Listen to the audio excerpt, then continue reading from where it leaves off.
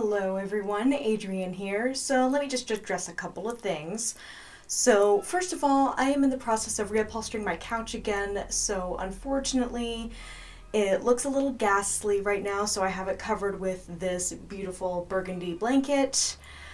There was a bit of a hang up with, let's just say the coloring and the shade of the velvet, but I'm working to get that fixed. Second of all, let me once again address the naked fingernails, and they look a little ragged as well.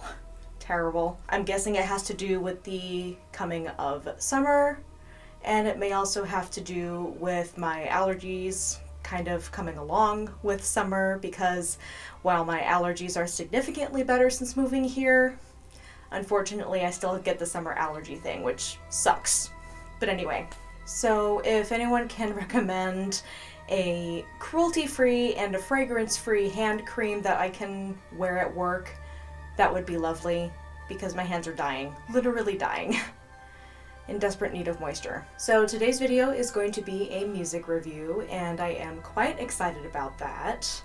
So I was contacted by a band to review their upcoming album, and after things sort of evened out with my new job and everything, I'm finally able to make a review of them. This will be their first full-length album since they began their project a few years ago.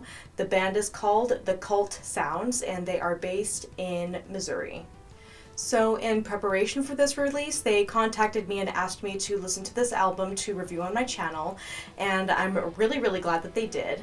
It thrills me when I'm contacted by bands to review their work. It's very honoring that they place that kind of trust in me to get the word out there about their creation. It's pretty great. They've expressed to me that they wanted to create music that hadn't been heard in the goth genre before, and I definitely think that is true. Their most recent album, Death of a Star, will be released on Friday, May 14th, and I will have links to their Bandcamp and social media in the description below. So the first song on the album is called Endlose Nacht.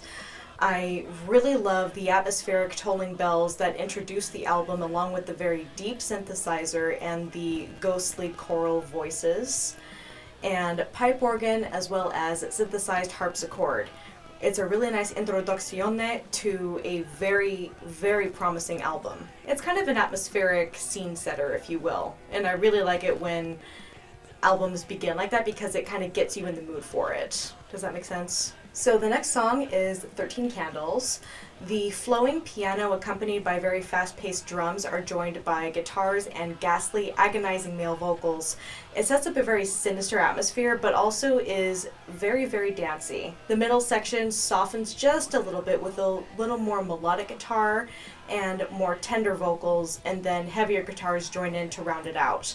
It returns to its A section, so to speak, to finish it off. It's so gorgeously multi-layered that it's really hard to put it down. The next song is Ritual Scars.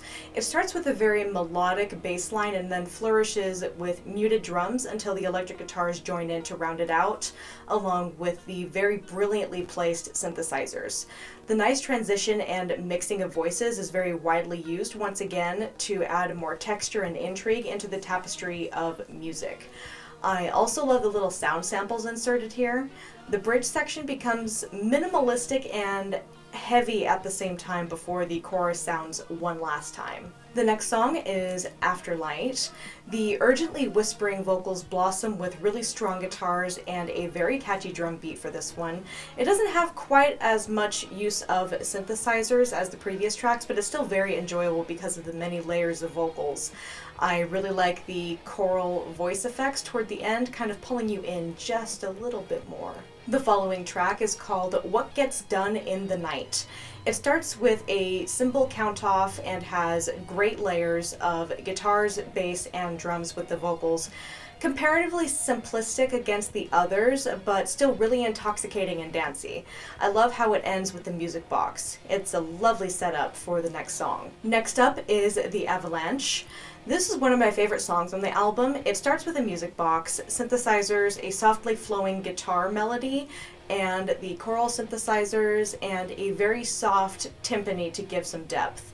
The vocals are great, and when the more rocky elements come in, it's a very seamless transition. It was done really well. The next track is The Seventh Seal. The drums, pipe organ, tinkling bells, and guitars create a perfect alchemy for this one. The anguished vocals create another great layer that's really making me dig this band. So, reaching toward the end of the album, we have next the track Death Has a Name. I love the softer vocals and the heavier guitar in this song, and it's a really, really lovely contrast.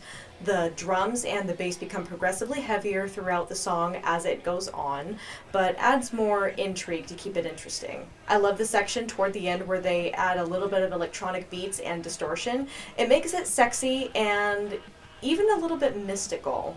The almost spoken word vocals toward the end really adds another interesting layer to it, and this is another one of my favorite songs on the album.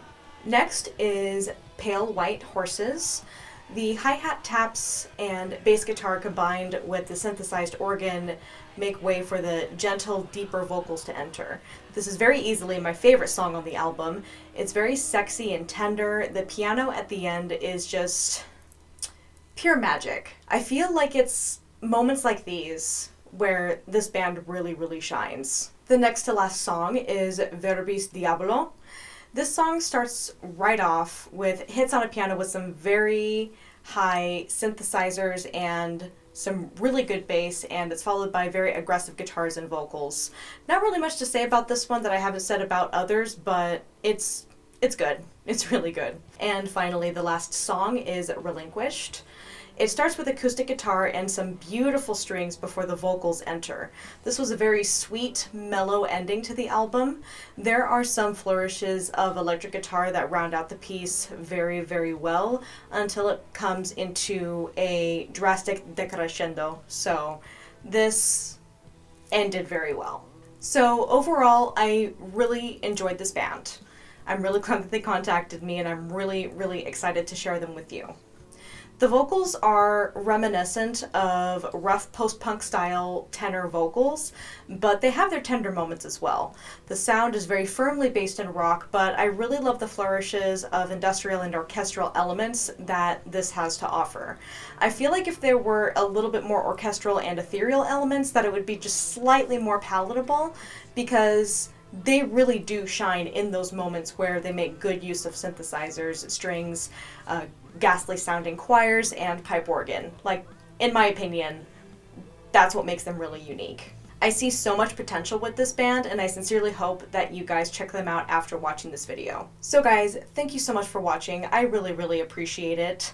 So be sure to check out the band The Cult Sounds. All of their social media and links and their Bandcamp will be listed in the description below. And again, I really hope that you guys check them out. They are wonderful, and I'm really glad that they reached out to me. I really am. So if you do check them out, let them know that I sent you. And of course, subscribe to my channel if you haven't already, and make sure you hit that bell for notifications so that you can get notified on every time I upload videos on the goth subculture, whether it be music or gothic literature or absinthe or a bunch of other wonderful things. And thank you so much to my patrons for supporting me every month. You guys are fantastic, and I really, really appreciate it. And to everyone, I love you, and I will see you guys later. Bye!